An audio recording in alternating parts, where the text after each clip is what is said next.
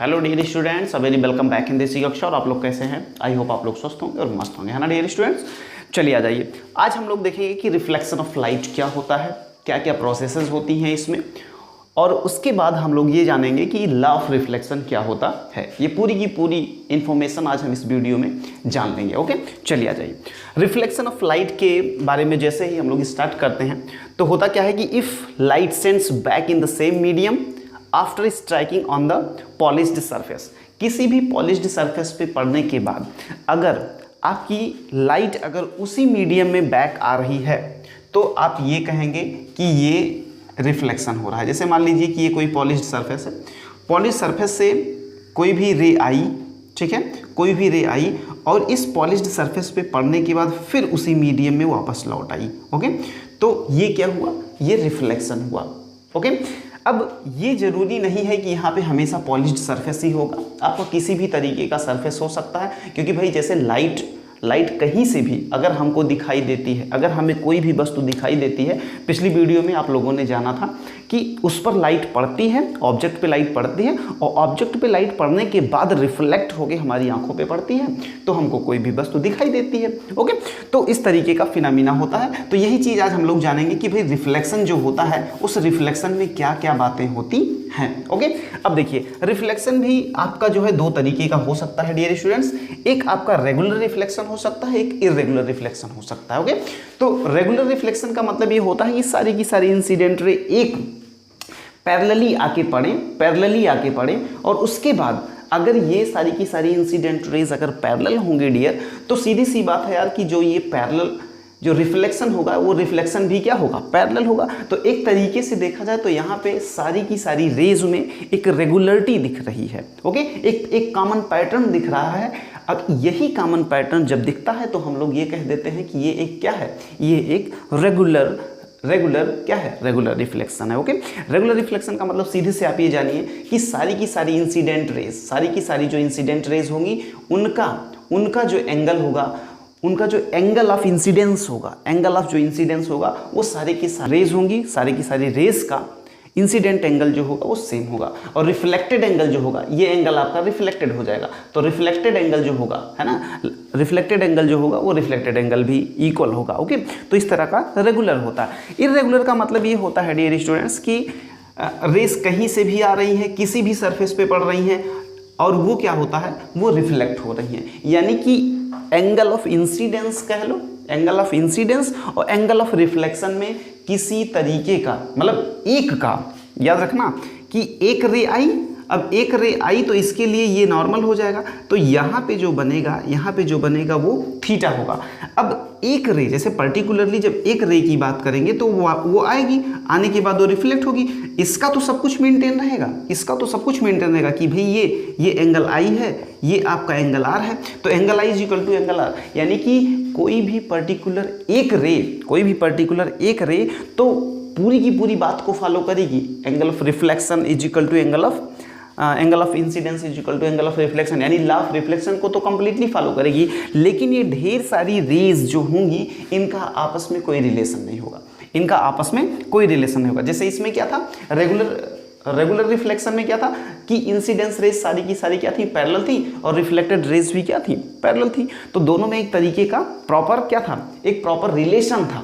लेकिन यहाँ पे ऐसा कोई रिलेशन नहीं देखने को मिलता है डियर स्टूडेंट्स। इसलिए हम लोग क्या कहते हैं कि ये जो होता है ये इरेगुलर रिफ्लेक्शन होता है। तो दो तरीके का रिफ्लेक्शन हुआ यहाँ पे, एक रेगुलर और एक इरेगुलर। ओके, तो मेरे ख्याल से ये बातें आपको समझ में आई होंगी।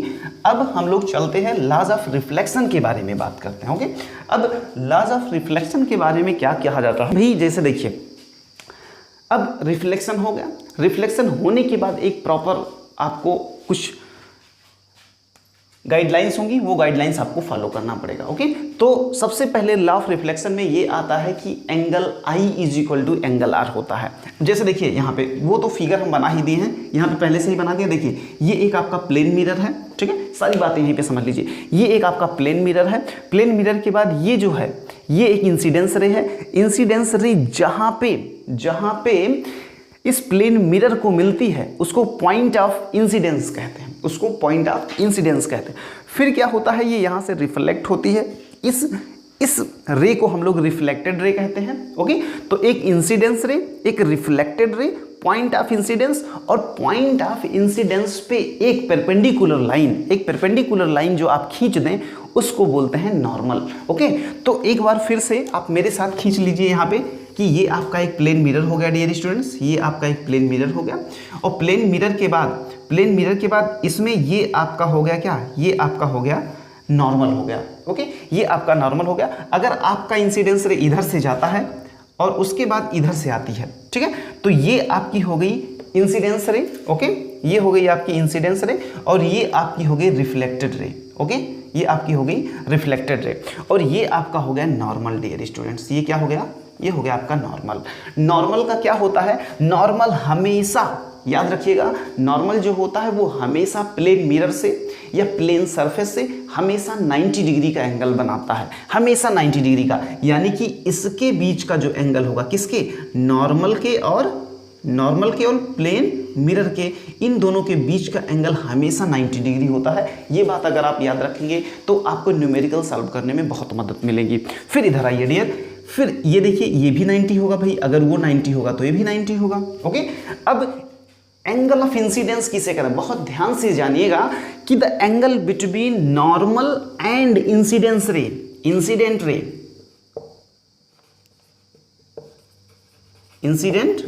ये आपकी इंसिडेंट रे है। तो नॉर्मल और इंसिडेंट रे के बीच का जो एंगल होगा डियर स्टूडेंट्स, ये वाला एंगल जो थीटा एंगल है, ये वाला एंगल आपका होगा एंगल आई, बोले तो एंगल ऑफ इंसिडेंस। ओके, अब देखिए दूसरा जो एंगल आपका बनता है डियर, वो ये बनता है, ये अब ये जो एंगल है ये आपकी रिफ्लेक्टेड रे है। कौन सी रे है, ये रिफ्लेक्टेड रे है, रिफ्लेक्टेड रे और नॉर्मल के बीच का angle, the angle between reflected ray and normal is known as what, is known as reflected angle of reflection. तो ये होता है आपका एंगल आर। तो पहला लॉ यही कहता है डियर स्टूडेंट्स कि एंगल आई जो होता है एंगल आर के बराबर होता है, एंगल आई जो होता है वो एंगल आर के बराबर होता है। ये हो गया आपका पहला। दूसरा लॉ ये कहता है द इंसिडेंस रे, ध्यान से सुनिएगा, the incident ray, the normal, the reflecting surface at the point of incidence and the reflected ray all lies on the same plane। इसका मतलब ये होता है डियर स्टूडेंट्स कि कोई भी जैसे इंसिडेंट रे आई आने के बाद एक प्लेन मिरर पर या एक प्लेन सरफेस पे टकराई, और जब इंसिडेंट रे आई एक प्लेन सरफेस पे टकराने के बाद फिर से वो चली गई, ठीक है। तो ये पूरी की पूरी फिनोमेना देखिए, इंसिडेंस रे का आना, फिर उसके बाद उसका रिफ्लेक्ट होना, और नॉर्मल जो होगा, नॉर्मल वो किस पे होता है, at the point of incidence. ये तीनों के तीनों डियर स्टूडेंट्स हमेशा ये एक ही तल में होते हैं, एक ही सरफेस, तल का मतलब एक ही सरफेस पे होगा। अगर जैसे मैं सपोज करो कि ये जो लेफ्ट साइड में मेरे दीवार है, अगर मैं इधर से इंसिडेंट रे करता हूँ तो वो रिफ्लेक्टेड रे उधर से आएगी, लेकिन उसके बावजूद भी सारा का सारा क्या होगा, एक ही प्लेन में होगा। तो ये बात आप हमेशा याद रखिएगा। जो सेकेंड लॉ होता है, सेकेंड लॉ यही कहता है आपका कि भाई देखो, इधर देखो, इधर भी देख लो, ये इंसिडेंट रे है, ये आपका नॉर्मल है, ये पॉइंट ऑफ इंसिडेंस है, और ये आपका रिफ्लेक्टेड रे है।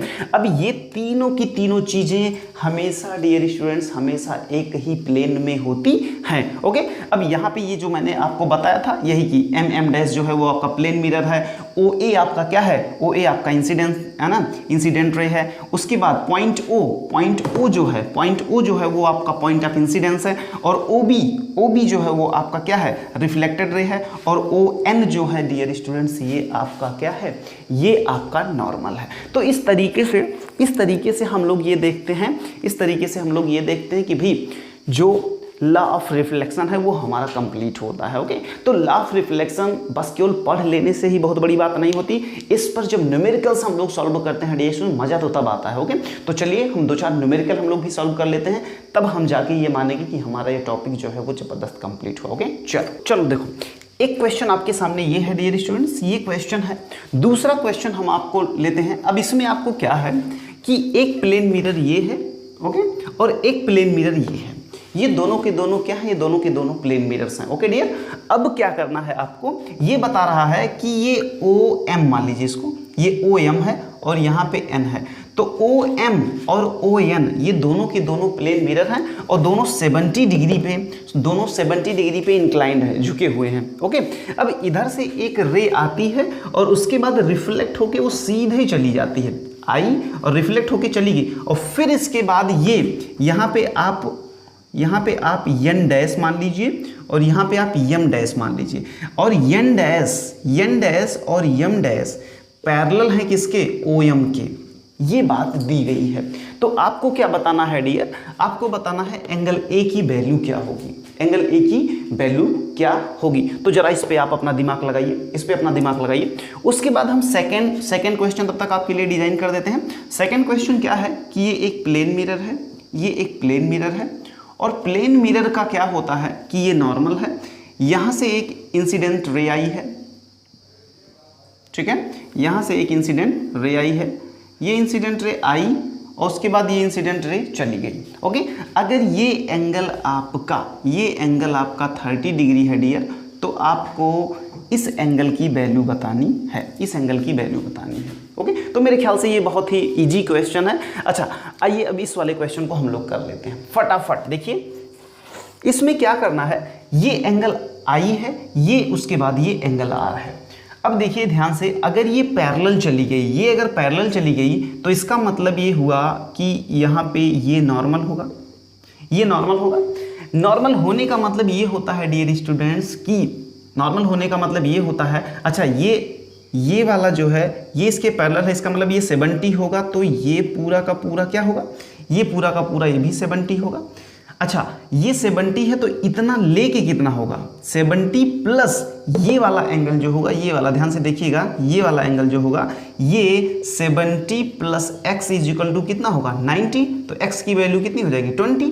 अब x की वैल्यू, इसको हमने x मान लिया, अगर x 20 है डियर तो ये भी 20 ही होगा, तो ये भी 20 ही होगा, तो ये अगर 20 है तो ये भी 20 होगा, अगर ये दोनों 20 हैं तो ये भी क्या होगा, ये 40 हो जाएगा, क्या हो जाएगा 40। अगर ये 40 है तो a इजिकल टू आपका क्या आ जाएगा, a इजिकल टू आपका आ जाएगा 40 डिग्री। ओके, तो ये क्वेश्चन अपने आप में थोड़ा सा ठीक ठाक क्वेश्चन है जब हम लोग बिगनर लेवल पे होते हैं, ठीक है, जब हम लोग बिगनर लेवल पे होते हैं, बहुत छोटे छोटे क्वेश्चन सॉल्व करने के लिए, तो ये बहुत ज़रूरी है। ओके, चलिए आ जाइए question number second. Question number second क्या कह रहा है कि अगर ये 30 डिग्री है तो ये कितना होगा, भाई 30 है तो सीधी सी बात है, ये पूरा मिला के कितना होता है, ये पूरा मिला के 90 होता है, ये पूरा मिला के 90 होता है, तो 90 माइनस 30 इज इक्वल टू क्या 60।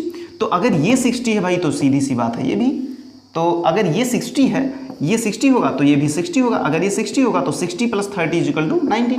तो यानी कि ये वाला एंगल जो आपका होगा डियर, ये भी आपका क्या होगा 30 डिग्री। ओके, तो लॉज ऑफ रिफ्लेक्शन में बहुत अच्छे क्वेश्चन तो नहीं बनते हैं, लेकिन हाँ जितने भी क्वेश्चन होते हैं डियर स्टूडेंट्स ठीक ठाक होते हैं। ओके, तो अब रिफ्लेक्शन वाला पार्ट हमारा ओवर हुआ। अब हम अगले वीडियो में हम लोग स्टार्ट करेंगे क्या, हम लोग टाइप ऑफ स्फेरिकल मिरर के बारे में पढ़ेंगे, फिर वहाँ से अपनी रियल ऑप्टिक्स शुरू हो जाएगी। जैसे ही हम लोग स्फेरिकल मिरर में हम लोग पढ़ेंगे कि दो टाइप के स्फेरिकल मिरर होते हैं, कॉनकेव होता है, कॉन्वेक्स होता है। फिर कॉनकेव में वो सारी की सारी चीज़ें कि भाई उसका रेडियस ऑफ कर्वेचर क्या होता है, उसका फोकल लेंथ क्या होता है, ठीक है, प्रिंसिपल एक्सिस क्या होती है, ये सारी चीज़ें हम लोग उसमें देखेंगे।